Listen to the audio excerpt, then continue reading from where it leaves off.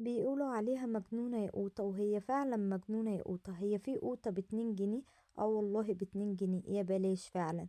انا بقى هقولك ازاي تخزنيها من غير ما نحط عليها اي اضافات خالص، وتبقى حمرة وجميلة معانا. غير ان انا كمان هخليكي تحطيها في الفريزر من غير ما تاخد اي مكان معاكي.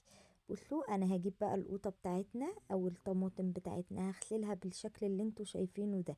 وبعد كده بقى هجيب الحلة وابتدي اقطعها، واشيل لو فيها اي حاجة هشيلها. وهنا بعد ما اقطع معايا الطماطم بالشكل اللي انتوا شايفينه ده، هجيب معلقة سكر واحطها. مش هحط اي حاجة ولا مية ولا اي حاجة.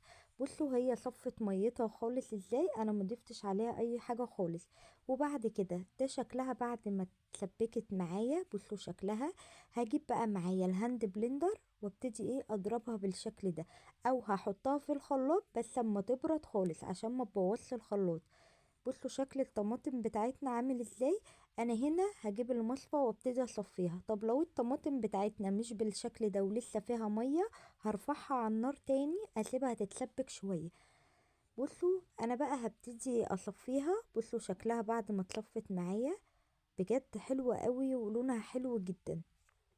انا بقى هجهز معايا الاكياس. انا هنا الكيس بتاعي عاملاه نص كيلو بس، يعني على قد الاكلة بتاعتي. وهبتدي بقى ابطط الكيس بالشكل ده كده اللي انتوا شايفينه، عشان ما ياخدش معايا اي مكان خالص. نعمل كيس تاني مع بعض كده عشان تشوفوا الطريقة. بصوا بالشكل ده كده اهو. انا هنا بقى هعمل معايا كيس بس هصغره شوية، اهو بالشكل ده. وادي كده شكل الكمية معايا بعد ما خلصت. انا هنا حاطة طبق. طب انا حاطة طبق ليه؟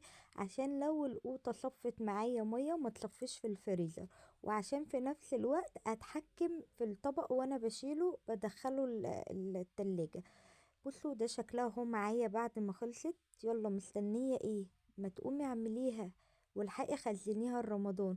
بصوا ده شكلها اهو بعد ما جمدت معايا. حبيت اوريكم شكلها معايا برضو. وكده اكون خلصت، وده الشكل النهائي معايا اهو زي ما انتوا شايفين. جربوها وقولولي ايه رأيكم. باي باي.